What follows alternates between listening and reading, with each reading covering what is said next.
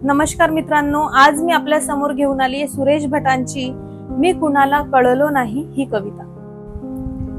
मित्र कोण आणि शत्रू कोण, मित्र कोण आणि शत्रू कोण, गणित साधे कळले नाही, नाही भेटला कोण असा ज्याने मला छळले नाही। सुगंध सारा वाटीत गेलो, सुगंध सारा वाटीत गेलो, मी कधीच दरवळलो नाही, ऋतू नाही असा कोणता ज्यात मी होरपळलो नाही।